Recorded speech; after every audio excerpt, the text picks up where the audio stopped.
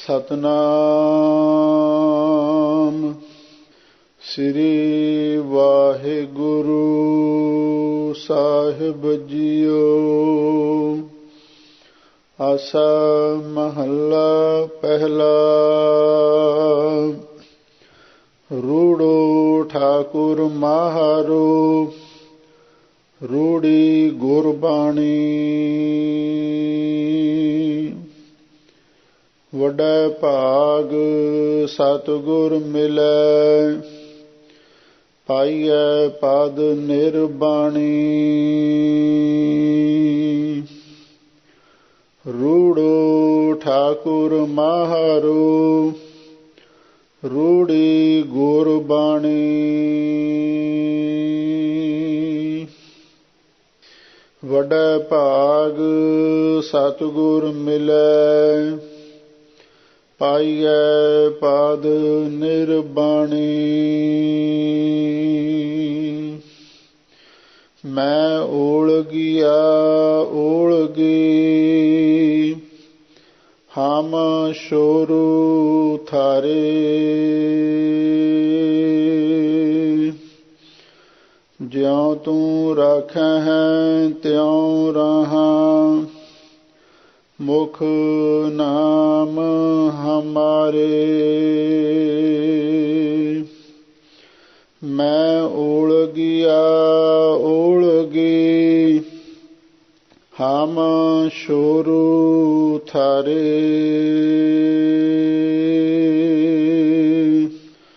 ज्यों तू राखै है त्यों रहा मुख नाम हमारे। रहाऊ रूड़ो ठाकुर माहारो रूड़ी गुरबाणी।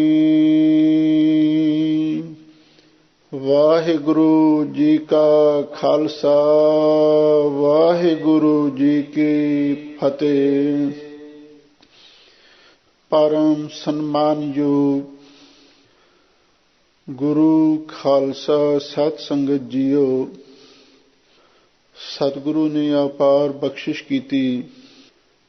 आप संगतां सतगुरु दे पावन पवित्र सोहणे दरबार विच हाजरियां भर रहे हो। इस भागा समा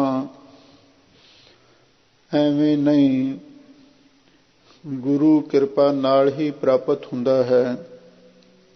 वड भागी हर संगत पावै है भागहीन परम चोटां खावै है। बिन भागां सतसंग न लभै बिन संगत मैल भरीजै जियो। सतसंगत दीयां घड़ियां ਵੱਡਿਆਂ ਭਾਗਾਂ ਦੀ ਨਿਸ਼ਾਨੀ ਹੁੰਦੀ ਹੈ।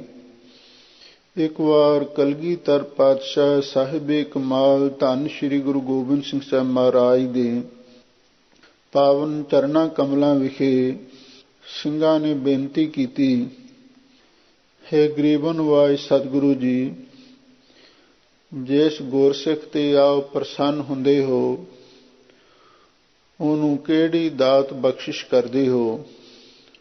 ਤਾਂ ਸਤਿਗੁਰੂ ਦਾ ਜਵਾਬ ਸੀ, ਉਸ ਨੂੰ ਕਿਸੇ ਪੂਰਨ ਗੁਰਸਿੱਖ ਦੇ ਦਰਸ਼ਨ ਹੋ ਜਾਂਦੇ ਹਨ। ਅਸੀਂ ਉਸ ਗੁਰਸਿੱਖ ਦੇ ਪਾਸ ਕਿਸੇ ਆਪਣੇ ਸੰਤ ਸਿਪਾਹੀ ਖਾਲਸਾ ਸਰੂਪ ਕਿਸੇ ਸਿੰਘ ਨੂੰ ਭੇਜ ਦਿੰਦੇ ਹਾਂ। ਫਿਰ ਸਤਿਗੁਰੂ ਦੇ ਚਰਨਾਂ ਵਿੱਚ ਬੇਨਤੀ ਹੋਈ, ਹੈ ਗਰੀਬ ਨਿਵਾਜ ਸਤਿਗੁਰੂ ਜੀ, ਜੇ ਆਪ ਜੀ ਦੀ ਹੋਰ ਵਧੇਰੇ ਪ੍ਰਸੰਨਤਾ ਹੋਵੇ ਤਾਂ ਸਤਿਗੁਰੂ ਦਾ ਜਵਾਬ ਸੀ, 2 ਜਾਂ 3 ਗੁਰਸਿੱਖ ਭੇਜ ਦਿੰਦੇ ਹਾਂ। ਜੇ ਆਪ ਜੀ ਦੀ ਪੂਰਨ ਪ੍ਰਸੰਨਤਾ ਹੋਵੇ ਤਾਂ ਸਤਿਗੁਰੂ ਦਾ ਜਵਾਬ ਸੀ, ਅਸੀਂ 5 ਸਿੱਖ ਭੇਜ ਦਿੰਦੇ ਹਾਂ। ਸਤਿਗੁਰੂ ਦੇ ਚਰਨਾਂ ਵਿੱਚ ਫਿਰ ਸਿੱਖਾਂ ਸਵਾਲ ਕੀਤਾ, ਸੱਚੇ ਪਾਤਸ਼ਾਹ, ਜੇ ਇੱਕ ਵੀ ਗੁਰਸਿੱਖ ਨਾ ਮਿਲੇ ਫਿਰ ਸਾਨੂੰ ਕੀ ਕਰਨਾ ਚਾਹੀਦਾ ਹੈ। ਤਾਂ ਕਲਗੀਧਰ ਪਾਤਸ਼ਾਹ ਨੇ ਉਸ ਵੇਲੇ ਆਖਿਆ ਸੀ, ਖਾਲਸਾ ਜੀ, ਜਦੋਂ ਹੋਰ ਕੋਈ ਵੀ ਤਿਆਰ ਬਰਤਿਆਰ ਸਿੰਘ ਤੁਹਾਨੂੰ ਨਾ ਮਿਲੇ ਤਾਂ ਤੁਸੀਂ ਆਪ ਅੰਮ੍ਰਿਤ ਵੇਲੇ ਉੱਠੋ, ਇਸ਼ਨਾਨ ਕਰੋ, ਇਸ਼ਨਾਨ ਕਰਕੇ ਨਿਤਨੇਮ ਕਰੋ। ਨਿਤਨੇਮ ਤੋਂ ਬਾਅਦ ਤੇ ਤੁਸੀਂ ਬਾਣੀ ਤੇ ਬਾਣੇ ਨੂੰ ਧਾਰਨ ਕਰਕੇ ਸਤਿਗੁਰੂ ਦੇ ਚਰਨਾਂ ਵਿੱਚ ਧਿਆਨ ਕਰੋ। ਤੇ ਜਦੋਂ ਤੁਸੀਂ ਆਪਣੇ ਆਪ ਨੂੰ ਸ਼ੀਸ਼ੇ ਦੇ ਸਾਹਮਣੇ ਲਿਜਾ ਕੇ ਖੜਾ ਕਰੋਗੇ ਤਾਂ ਤੁਹਾਨੂੰ ਆਪਣੇ ਹੀ ਖਾਲਸਾ ਸਰੂਪ ਦੇ ਵਿੱਚੋਂ ਗੁਰੂ ਦੇ ਦੀਦਾਰ ਹੋਣਗੇ। ਖਾਲਸਾ ਮੇਰੋ ਰੂਪ ਹੈ ਖਾਸ, ਖਾਲਸੇ ਮੈਂ ਹੂੰ ਕਰੋ ਨਿਵਾਸ।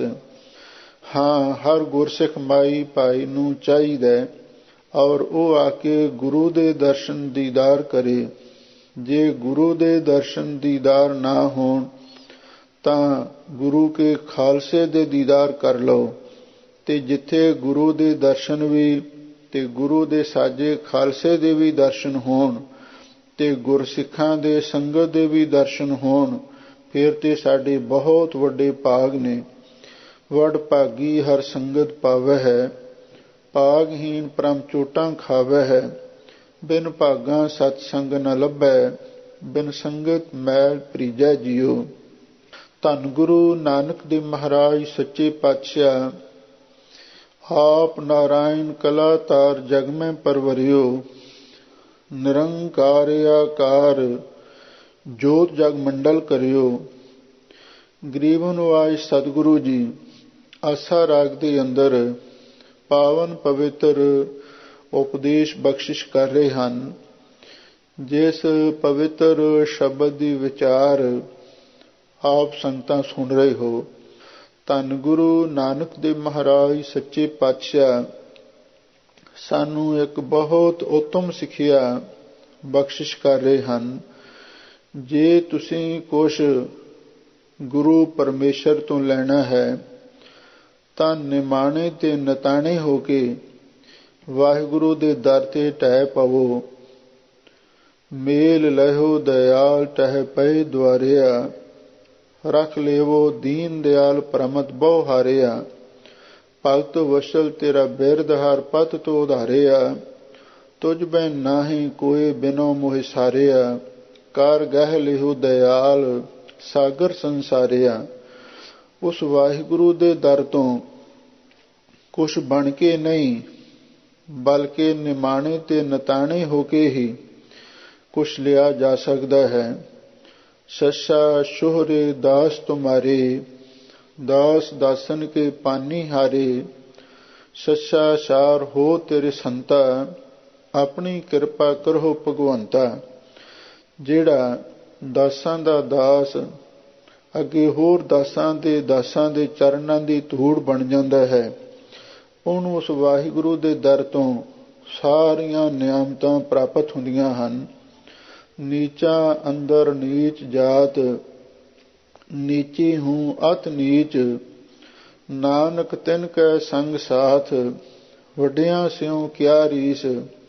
ਜਿੱਥੈ ਨੀਚ ਸੰਭਾਲੀਆਂ ਨ, ਤਿੱਥੈ ਨਜ਼ਰ ਤੇਰੀ ਬਖਸ਼ੀਸ਼। ਜਿਵੇਂ ਇੱਕ ਪ੍ਰਕਿਰਤੀ ਦਾ ਸੁਭਾਅ ਹੈ, ਪਾਣੀ ਨੀਵੇਂ ਪਾਸੇ ਵੱਲ ਨੂੰ ਜਾਂਦਾ ਹੈ। ਆਹ ਦੇਖ ਲਓ, ਪਹਾੜ ਕਿੰਨੇ ਕਿੰਨੇ ਉੱਚੇ ਹੁੰਦੇ ਨੇ। ਰੇਗਿਸਤਾਨ ਦੇ ਵਿੱਚ ਬੜੇ ਬੜੇ ਉੱਚੇ ਟਿੱਬੇ ਵੀ ਹੁੰਦੇ ਨੇ, ਪਰ ਉੱਥੇ ਪਾਣੀ ਨਹੀਂ ਖਲੋਂਦਾ।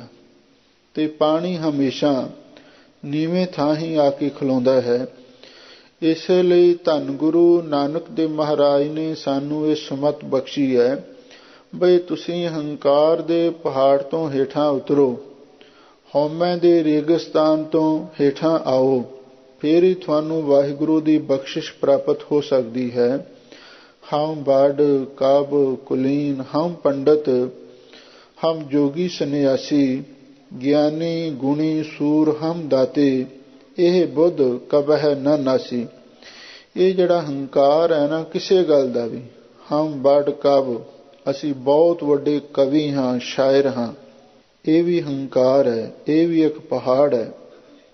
ਹਮ ਕੁਲੀਨ, ਅਸੀਂ ਚੰਗੀ ਕੁਲ ਦੇ ਮਾਲਕ ਹਾਂ, ਚੰਗੇ ਖਾਨਦਾਨ ਦੇ ਅਸੀਂ ਵੰਸ਼ਜ ਹਾਂ। ਇਹ ਵੀ ਇੱਕ ਬਹੁਤ ਉੱਚਾ ਰੇਗਿਸਤਾਨ ਦਾ ਟਿੱਬਾ ਹੈ, ਇਹ ਤੋਂ ਹੇਠਾਂ ਉਤਰਨਾ ਪਵੇਗਾ। ਅਸੀਂ ਪੰਡਤ ਹਾਂ, ਵਿਦਵਾਨ ਹਾਂ, ਇਹ ਵੀ ਹੰਕਾਰ ਛੱਡਣਾ ਪਏਗਾ। ਅਸੀਂ ਗੁਣੀ ਹਾਂ, ਗਿਆਨੀ ਹਾਂ, ਇਹ ਵੀ ਹੰਕਾਰ ਛੱਡਣਾ ਪਵੇਗਾ। ਅਸੀਂ ਸੂਰਮੇ ਹਾਂ, ਅਸੀਂ ਦਾਤੇ ਹਾਂ, ਅਸੀਂ ਦਾਨੀ ਹਾਂ, ਇਹ ਵੀ ਹੰਕਾਰ ਛੱਡਣਾ ਪਵੇਗਾ।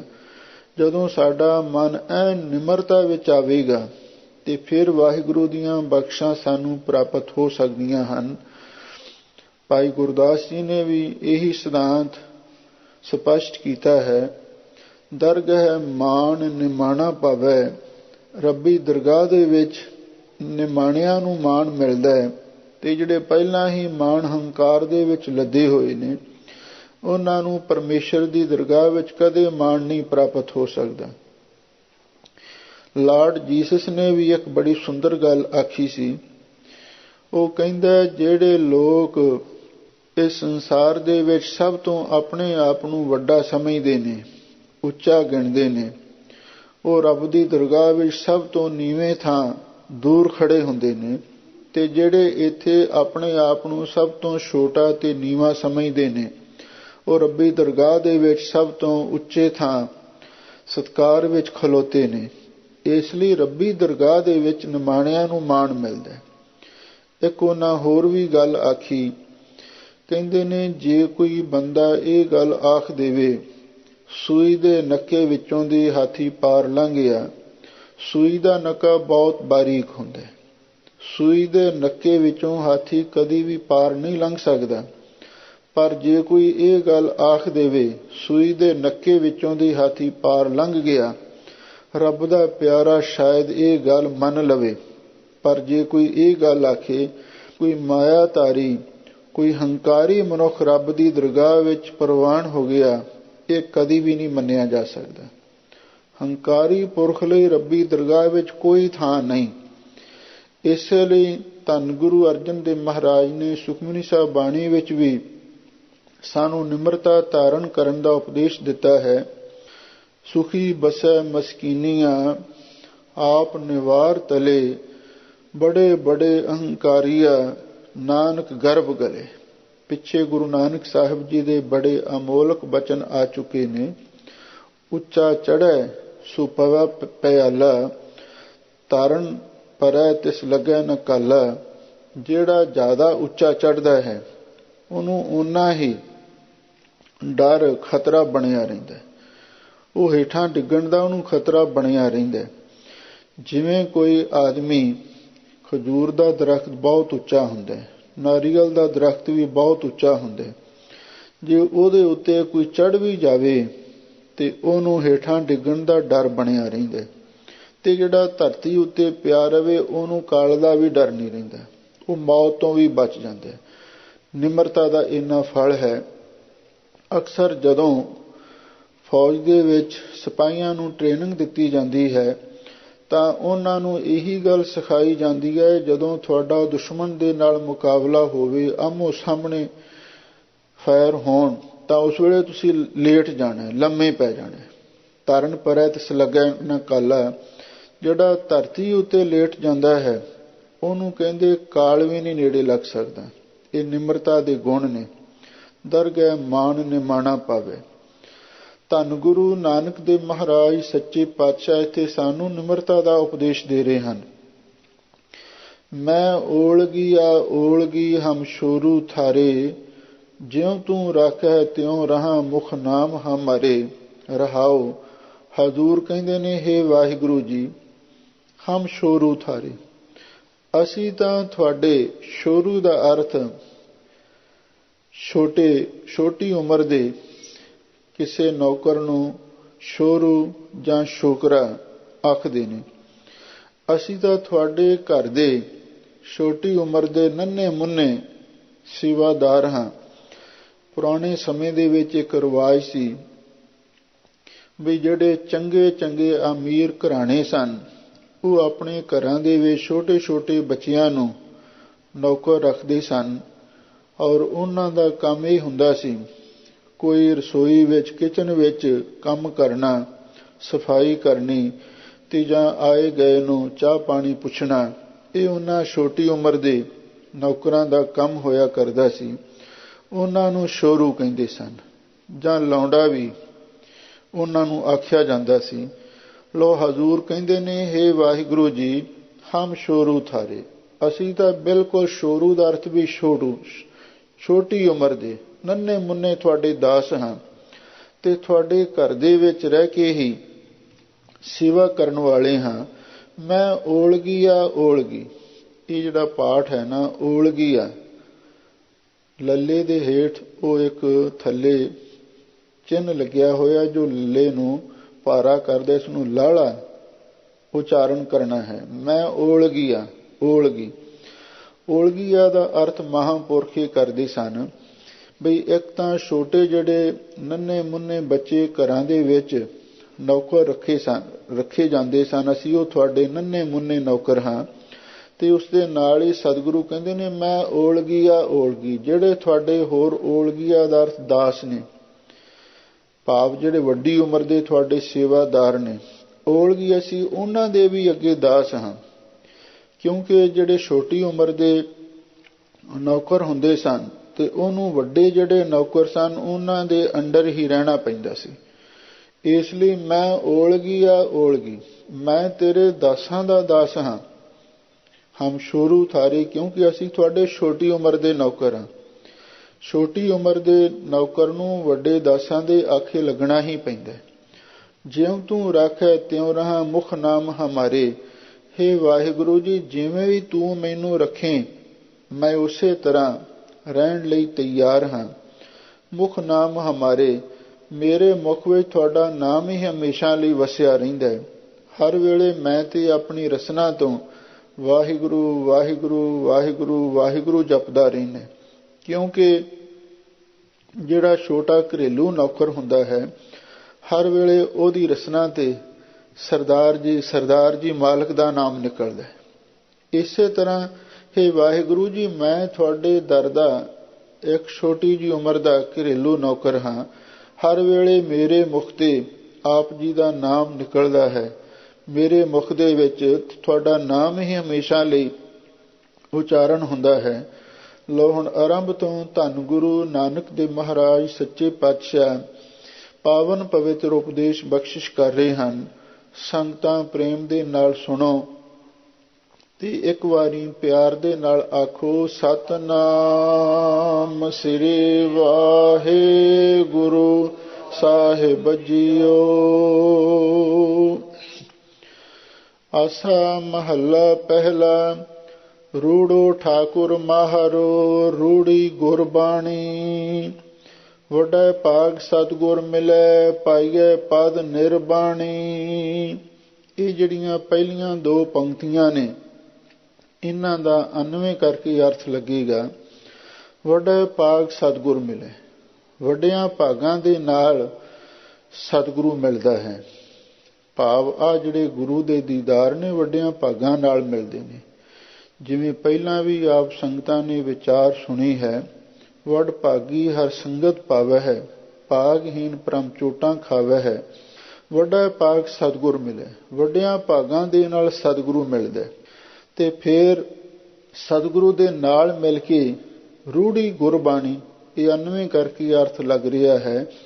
ਜਿਹੜੀ ਸਤਿਗੁਰੂ ਦੀ ਰੂੜੀ ਦਾ ਅਰਥ ਸੁੰਦਰ ਗੁਰਬਾਣੀ ਹੈ। ਸਤਿਗੁਰੂ ਦੀ ਬਾਣੀ ਕਿੰਨੀ ਸੁੰਦਰ ਹੈ, ਕਿੰਨਾ ਸੋਹਣਾ ਉਪਦੇਸ਼ ਦਿੰਦੀ ਹੈ।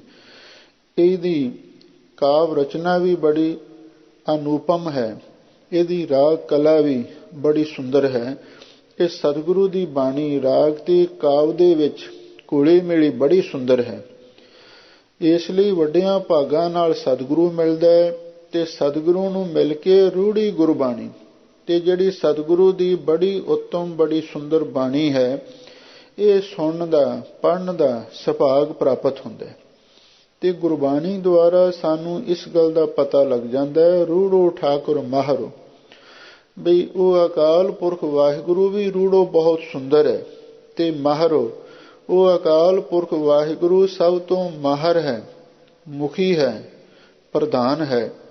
ਮਾਹਰੋ ਦਾ ਅਰਥ ਵੀ ਕਿਸੇ ਹੁਨਰ ਵਿੱਚ ਕੋਈ ਜਿਹੜਾ ਮਾਹਰ ਹੋਵੇ, ਕਿਸੇ ਹੁਨਰ ਦੇ ਵਿੱਚ ਨਿਪੁੰਨ ਹੋਵੇ, ਉਹਨੂੰ ਮਾਹਰ ਕਹਿੰਦੇ ਨੇ। ਇੱਥੇ ਮਾਹਰੋ ਦਾ ਅਰਥ ਬਈ ਮੁਖੀ ਅਥਵਾ ਸ੍ਰੇਸ਼ਟ। ਵੱਡਿਆਂ ਭਾਗਾਂ ਨਾਲ ਸਤਿਗੁਰੂ ਮਿਲਦਾ ਹੈ ਤੇ ਸਤਿਗੁਰੂ ਕੋਲੋਂ ਸੁੰਦਰ ਗੁਰਬਾਣੀ ਪੜ੍ਹਨ ਸੁਣਨ ਵਾਸਤੇ ਮਿਲਦੀ ਹੈ ਤੇ ਗੁਰਬਾਣੀ ਨੂੰ ਪੜ੍ਹ ਸੁਣ ਕੇ ਇਸ ਗੱਲ ਦਾ ਪਤਾ ਲੱਗਦਾ ਹੈ ਵੀ ਉਹ ਵਾਹਿਗੁਰੂ ਬਹੁਤ ਸੁੰਦਰ ਹੈ ਤੇ ਮਾਹਰੋ ਬਹੁਤ ਸ੍ਰੇਸ਼ਟ ਹੈ। ਤੇ ਫਿਰ ਉਸ ਵਾਹਿਗੁਰੂ ਦਾ ਸਿਮਰਨ ਕਰਕੇ ਪਾਈਆ ਪਦ ਨਿਰਬਾਣੀ, ਵੀ ਜਿਹੜਾ ਨਿਰਵਾਣ ਪਦ ਹੈ, ਦੁੱਖਾਂ ਕਲੇਸ਼ਾਂ ਹਰਖ ਸ਼ੋਕ ਤੋਂ ਰਹਿਤ, ਜੋ ਦਵੰਦਵਾਦ ਤੋਂ ਰਹਿਤ ਅਵਸਥਾ ਹੈ, ਉਸ ਨੂੰ ਨਿਰਬਾਣੀ ਪਦ, ਨਿਰਵਾਣ ਪਦ ਆਖਦੇ ਨੇ। ਇੱਕ ਯੋਗੀਆਂ ਦਾ ਤੇ ਜੈਨੀਆਂ ਦਾ ਵੀ ਨਿਰਵਾਣ ਪਦ ਹੈ, ਪਰ ਉਹਨਾਂ ਨੇ ਉਹਦੀ ਵਿਆਖਿਆ ਇਉਂ ਕੀਤੀ ਹੈ ਵੀ ਜਿਵੇਂ ਆਪਾਂ ਰਾਤ ਦੇ ਸਮੇਂ ਕਿਸੇ ਕਮਰੇ ਵਿੱਚ ਬੈਠੇ ਹੋਈਏ ਤੇ ਇੱਕਦਮ ਅਚਾਨਕ ਲਾਈਟ ਚਲੀ ਜਾਵੇ ਜਾਂ ਦੀਵਾ ਗੁੱਲ ਹੋ ਜਾਵੇ ਤੇ ਇੱਕਦਮ ਹਨੇਰਾ ਤੇ ਸਨਾਟਾ ਜਿਹਾ ਛਾ ਜਾਂਦਾ ਹੈ। ਤੇ ਜਿਹੜੀ ਨਿਰਵਾਣ ਪਦਵੀ ਉਹ ਇਸ ਤਰ੍ਹਾਂ ਦੀ ਹੈ ਵੀ ਜਿਵੇਂ ਇੱਕਦਮ ਦੀਵਾ ਬੁੱਝ ਜਾਵੇ ਤੇ ਸੁੰਨਸਾਨ ਤੇ ਸਨਾਟਾ ਜਿਹਾ ਛਾ ਜਾਂਦਾ ਹੈ। ਪਰ ਜਿਹੜਾ ਗੁਰਮਤਿ ਦਾ ਨਿਰਵਾਣ ਪਦ ਹੈ ਉਹ ਉਹਨਾਂ ਦੇ ਨਾਲੋਂ ਵੱਖਰਾ ਹੈ। ਔਰ ਨਿਰਬਾਣੀ ਦਾ ਅਰਥ ਵਾਸ਼ਨਾ ਤੋਂ ਰਹਿਤ ਅਥਵਾ ਬਾਣ ਦੁੱਖ ਨੂੰ ਵੀ ਕਹਿੰਦੇ ਨੇ। ਜਿਹੜੇ ਦੁੱਖ ਤੋਂ ਰਹਿਤ ਆਨੰਦੀ ਪਦਵੀ ਹੈ ਤੇ ਫਿਰ ਉਹ ਪ੍ਰਾਪਤ ਹੋ ਜਾਂਦੀ ਹੈ। ਮੈਂ ਓਲਗੀਆ ਓਲਗੀ ਹਮ ਸ਼ੋਰੂ ਥਾਰੇ, ਜਿਉਂ ਤੂੰ ਰਾਖੈ ਤਿਉਂ ਰਹਾ, ਮੁਖ ਨਾਮ ਹਮਾਰੇ ਰਹਾਉ। ਧੰਨ ਗੁਰੂ ਨਾਨਕ ਦੇਵ ਮਹਾਰਾਜ ਸੱਚੇ ਪਾਤਸ਼ਾਹ ਫਰਮਾਉਂਦੇ ਨੇ, ਹੇ ਵਾਹਿਗੁਰੂ ਜੀ, ਮੈਂ ਤੁਹਾਡੇ ਦਾਸਾਂ ਦਾ ਦਾਸ ਹਾਂ। ਜਾਂ ਕੁਛ ਵਿਦਵਾਨਾਂ ਨੇ, ਜਿਹੜੇ ਨਵੇਂ ਵਿਦਵਾਨ ਨੇ, ਉਹਨਾਂ ਨੇ ਇਹ ਵੀ ਅਰਥ ਕੀਤਾ ਹੈ ਵੀ ਓਲਗੀਆ ਦਾ ਅਰਥ ਜਿਵੇਂ ਲਾਗੀ ਹੁੰਦੇ ਨੇ। ਪੁਰਾਣੇ ਸਮੇਂ ਦੇ ਵਿੱਚ ਸਾਡੇ ਪਿੰਡਾਂ ਦੇ ਵਿੱਚ ਲਾਗੀ ਹੁੰਦੇ ਸਨ ਔਰ ਉਹ ਵੀ ਇੱਕ ਤਰ੍ਹਾਂ ਦੇ ਉਹ ਨੌਕਰੀ ਸਨ, ਜਿੱਥੇ ਉਹਨਾਂ ਨੂੰ ਭੇਜਿਆ ਜਾਂਦਾ ਸੀ ਤੇ ਜਾਂ ਕੰਮ ਤੇ ਲਾਇਆ ਜਾਂਦਾ ਸੀ, ਉਹ ਕੰਮ ਕਰਦੇ ਸਨ। ਹੁਣ ਵੀ ਕਈ ਪਿੰਡਾਂ ਦੇ ਵਿੱਚ ਪੁਰਾਣੇ ਰਿਵਾਜ਼ ਨੇ, ਜਦੋਂ ਕਿਸੇ ਦੇ ਘਰ ਦੇ ਵਿੱਚ ਵਿਆਹ ਸ਼ਾਦੀ ਹੋਵੇ ਤੇ ਉਹਨਾਂ ਨੂੰ ਲਾਗੀਆਂ ਨੂੰ ਬੁਲਾਇਆ ਜਾਂਦਾ ਹੈ। ਫਿਰ ਉਹ ਆ ਕੇ ਭਾਂਡੇ ਮਾਂਜਦੇ ਨੇ, ਘਰ ਦਾ ਕੰਮਕਾਰ ਸੰਭਾਲਦੇ ਨੇ ਤੇ ਫਿਰ ਉਹਨਾਂ ਨੂੰ ਕੁਛ ਨਾ ਕੁਛ ਲਾਗ ਦਿੱਤਾ ਜਾਂਦਾ ਸੀ। ਤੇ ਓਲਗੀਆ ਦਾ ਅਰਥ ਲਾਗੀ ਵੀ ਕੀਤਾ। ਮੈਂ ਓਲਗੀਆ ਓਲਗੀ, ਹੇ ਵਾਹਿਗੁਰੂ, ਮੈਂ ਤੇਰੇ ਲਾਗੀਆਂ ਦਾ ਲਾਗੀ ਹਾਂ, ਭਾਵ ਤੇਰੇ ਦਾਸਾਂ ਦਾ ਦਾਸ ਹਾਂ। ਮੈਂ ਕਮੀਆਂ ਦਾ ਕਮੀ ਹਾਂ। ਹਮ ਸ਼ੋਰੂ ਥਾਰੇ, ਅਸੀਂ ਮਹਾਰਾਜ ਤੁਹਾਡੇ ਛੋਟੀ ਉਮਰ ਦੇ ਤੇ ਥੋੜੀ ਮੱਤ ਵਾਲੇ ਘਰੇਲੂ ਨੌਕਰ ਹਾਂ। ਜਿਉਂ ਤੂੰ ਰੱਖਿਆ ਤਿਉਂ ਰਹਾ, ਹੈ ਵਾਹਿਗੁਰੂ ਜੀ, ਜਿਵੇਂ ਤੂੰ ਮੈਨੂੰ ਰੱਖਦਾ ਮੈਂ ਉਸੇ ਤਰ੍ਹਾਂ ਰਹਿਣਾ ਹਾਂ। ਮੁਖ ਨਾਮ ਹਮਾਰੇ, ਮੇਰੇ ਮੁਖ ਦੇ ਵਿੱਚ ਹਮੇਸ਼ਾ ਲਈ ਤੁਹਾਡਾ ਨਾਮ ਟਿਕਿਆ ਹੋਇਆ ਹੈ। ਰਹਾਉ ਵਿਸਰਾਮ ਦੇ ਕੇ ਸਾਹਿਬ ਸਤਿਗੁਰੂ ਸੱਚੇ ਪਾਤਸ਼ਾਹ ਅੱਗੇ ਫਿਰ ਉਪਦੇਸ਼ ਬਖਸ਼ਿਸ਼ ਕਰਦੇ ਹਨ। ਦਰਸ਼ਨ ਕੀ ਪਿਆਸਾ ਘਣੀ, ਭਾਣੈ ਮਨ ਭਾਈਐ। ਹੁਣ ਦਾਸ ਦੀ ਇਹ ਬੇਨਤੀ ਹੈ, ਦਰਸ਼ਨ ਕੀ ਪਿਆਸਾ ਘਣੀ, ਹੇ ਵਾਹਿਗੁਰੂ ਜੀ, ਮੇਰੇ ਮਨ ਦੇ ਵਿੱਚ ਤੁਹਾਡੇ ਦਰਸ਼ਨਾਂ ਦੀ ਬਹੁਤ ਹੀ ਪਿਆਸ ਲੱਗੀ ਹੋਈ ਹੈ। ਮੇਰਾ ਮਨ ਲੋਚੈ ਗੁਰਦਰਸ਼ਨ ਤਾਈਂ, ਬਿਲਪ ਕਰੇ ਚਾਤਰ ਕੀ ਨਿਆਈ। ਤ੍ਰਿਖਾ ਨਾ ਉਤਰੈ ਸ਼ਾਂਤ ਨਾ ਆਵੈ, ਬਿਨ ਦਰਸ਼ਨ ਸੰਤ ਪਿਆਰੇ ਜੀਓ। ਹਾਂ ਕੋਲੀ ਜੀਓ ਕੋਲ ਕਮਾਈ, ਗੁਰਦਰਸ਼ਨ ਸੰਤ ਪਿਆਰੇ ਜੀਓ। ਮੇਰੇ ਮਨ ਦੇ ਵਿੱਚ ਤੁਹਾਡੇ ਦਰਸ਼ਨਾਂ ਦੀ ਬਹੁਤ ਹੀ ਪਿਆਸ ਲੱਗੀ ਹੋਈ ਹੈ। ਦਰ ਮਨ ਦੇ ਠਾਂਡੇ ਦਰਬਾਰ, ਤੁਝ ਬਿਨ ਸੁਰਤ ਕਰੈ ਕੋ ਮੇਰੀ। ਦਰਸ਼ਨ ਦੀਜੈ ਖੋਲ ਕਿਵਾਰ, ਮੈਂ ਹਰ ਵੇਲੇ ਇਹ ਅਰਦਾਸਾਂ ਕਰਦਾ ਰਹਿਣਾ ਹਾਂ। ਦਰਸ਼ਨ ਕੋ ਲੋਚੈ ਸਭ ਕੋਈ, ਪੂਰਾ ਭਾਗ ਪ੍ਰਾਪਤ ਹੋਏ। ਦਰਸ਼ਨ ਦੇਖ ਜੀਵਾਂ ਗੁਰ ਤੇਰਾ, ਪੂਰਨ ਕਰਮ ਹੋਏ ਪ੍ਰਭ ਮੇਰਾ। ਇਹ ਬੇਨੰਤੀ ਸੁਣ ਪ੍ਰਭ ਮੇਰੇ, ਦੇਹ ਨਾਮ ਕਰ ਆਪਣੇ ਚਿਹਰੇ। ਹੇ ਵਾਹਿਗੁਰੂ ਜੀ, ਮੇਰੇ ਮਨ ਦੇ ਵਿੱਚ ਤੁਹਾਡੇ ਦਰਸ਼ਨਾਂ ਦੀ ਬਹੁਤ ਹੀ ਪਿਆਸ ਲੱਗੀ ਹੋਈ ਹੈ। ਭਾਣੈ ਮਨ ਭਾਈਐ, ਤੁਹਾਡੇ ਭਾਣੇ ਵਿੱਚ, ਤੁਹਾਡੀ ਰਜ਼ਾ ਦੇ ਵਿੱਚ ਤੁਹਾਡਾ ਨਾਮ ਮੇਰੇ ਮਨ ਨੂੰ ਭਾਈਐ ਬਹੁਤ ਅੱਛਾ ਲੱਗ ਰਿਹਾ ਹੈ। ਮੇਰੇ ਠਾਕੁਰ ਹਾਥ ਵਡਿਆਈਆਂ, ਭਾਣੈ ਪਤ ਪਾਈਐ। ਹਜ਼ੂਰ ਕਹਿੰਦੇ ਨੇ ਮੇਰੇ ਠਾਕੁਰ ਮਾਲਕ ਵਾਹਿਗੁਰੂ ਦੇ ਹੱਥ ਵਿੱਚ ਸਾਰੀਆਂ ਵਡਿਆਈਆਂ ਨੇ। ਲੋਕ ਪਰਲੋਕ ਦੀਆਂ ਜਿੰਨੀਆਂ ਵਡਿਆਈਆਂ ਨੇ ਉਸ ਅਕਾਲ ਪੁਰਖ ਵਾਹਿਗੁਰੂ ਦੇ ਹੱਥ ਵਸ ਨੇ। ਸਭ ਨਿਧਾਨ 10 ਅਸ਼ਟ ਸਿਧਾਨ ਠਾਕੁਰ ਕਰ ਤਲ ਧਰਿਆ। ਜਨ ਨਾਨਕ ਬਲ ਬਲ ਸਦਬਲ ਜਾਈਐ ਤੇਰਾ ਅੰਤ ਨਾ ਪਾਰਾ ਵਰਿਆ। ਧੰਨ ਗੁਰੂ ਅਮਰਦਾਸ ਮਹਾਰਾਜ ਦੇ ਵੀ ਬਚਨ ਹਨ। ਇਹ ਮਨ ਹਰ ਜੀ ਧਿਆਏ ਤੂੰ, ਇੱਕ ਮਨ ਇੱਕ ਚਿਤ ਭਾਏ। ਹਰ ਕੀਆਂ ਸਦਾ ਸਦਾ ਵਡਿਆਈਆਂ, ਦੇ ਨਾ ਪਛੋਤਾਏ। ਮੇਰੇ ਠਾਕੁਰ ਹਾਥ ਵਡਿਆਈਆਂ, ਵੱਡੇ ਕੀਆਂ ਵਡਿਆਈਆਂ, ਕਿਛ ਕਹਿਣਾ ਕਹਿਣ ਨਾ ਜਾਏ। ਉਸ ਮੇਰੇ ਮਾਲਕ ਵਾਹਿਗੁਰੂ ਦੇ ਹੱਥ ਵਿੱਚ ਸਾਰੀਆਂ ਵਡਿਆਈਆਂ ਨੇ। ਭਾਣਾ ਪਤ ਪਾਈਐ, ਤੇ ਉਸ ਵਾਹਿਗੁਰੂ ਪਰਮੇਸ਼ਰ ਦੇ ਭਾਣੇ ਦੇ ਵਿੱਚ ਹੀ ਪਤ ਇੱਜ਼ਤ ਪ੍ਰਾਪਤ ਕਰੀ ਦੀ ਹੈ। ਸਾਚੋ ਦੂਰ ਨਾ ਜਾਣੀਐ ਅੰਤਰ ਹੈ ਸੋਈ। ਸਾਹਿਬ ਸਤਿਗੁਰੂ ਸੱਚੇ ਪਾਤਸ਼ਾਹ ਹੁਣ ਸਾਨੂੰ ਸਾਰਿਆਂ ਨੂੰ ਸਿੱਖਿਆ ਬਖਸ਼ਿਸ਼ ਕਰਦੇ ਨੇ। ਬਹੁਤ ਸਾਰੇ ਲੋਕ ਇਹ ਗੱਲ ਅਕਸਰ ਪੁੱਛਦੇ ਰਹਿੰਦੇ ਨੇ, ਸਾਨੂੰ ਦੱਸੋ ਰੱਬ ਕਿੱਥੇ ਹੈ। ਧੰਨ ਗੁਰੂ ਨਾਨਕ ਦੇਵ ਮਹਾਰਾਜ ਇਹਦਾ ਜਵਾਬ ਦਿੰਦੇ ਹਨ, ਸਾਚੋ ਦੂਰ ਨਾ ਜਾਣੀਐ। ਇਹ ਦੁਨੀਆ ਦੇ ਲੋਗੋ ਉਹ ਸੱਚੇ ਮਾਲਕ ਵਾਹਿਗੁਰੂ ਨੂੰ ਕਦੇ ਵੀ ਆਪਣੇ ਤੋਂ ਦੂਰ ਨਾ ਜਾਣੋ। ਉਸ ਪਰਮਾਤਮਾ ਨੂੰ ਕਦੇ ਵੀ ਆਪਣੇ ਨਾਲੋਂ ਵੱਖ ਨਾ ਸਮਝੋ। ਅੰਤਰ ਹੈ ਸੋਈ, ਉਹ ਤੁਹਾਡੇ ਅੰਦਰ ਵਸ ਰਿਹਾ ਹੈ। ਜਹ ਦੇਖਾਂ ਤਹ ਰਬ ਰਹੇ, ਕਿਨ ਕੀਮਤ ਹੋਈ। ਹਜ਼ੂਰ ਕਹਿੰਦੇ ਨੇ ਮੈਂ ਤੇ ਜਿੱਥੇ ਵੀ ਦੇਖਦਾ ਹਾਂ ਉੱਥੇ ਵਾਹਿਗੁਰੂ ਜੀ ਰਬ ਰਹੇ, ਪਰਿਪੂਰਨ ਹੋ ਰਹੇ ਨੇ। ਆਕਾਸ਼ ਗਗਨ ਪਾਤਾਲ ਗਗਨ ਹੈ, ਚਹੁ ਦਿਸ਼ ਗਗਨ ਰਹਾਏ ਲੈ। ਆਨੰਦ ਮੂਲ ਸਦਾ ਪੁਰਖੋਤਮ ਘਟ ਬਿਨਸੈ, ਗਗਨ ਨਾ ਜਾਏ ਲੈ। ਗਗਨ ਕਹਿੰਦੇ ਨੇ ਆਕਾਸ਼ ਨੂੰ। ਆਕਾਸ਼ ਕਿਤੇ ਵੀ ਥਾਂ ਚਲੇ ਜਾਓ ਤੇ ਆਕਾਸ਼ ਸਭ ਥਾਵਾਂ ਤੇ ਸਾਨੂੰ ਮਿਲੇਗਾ।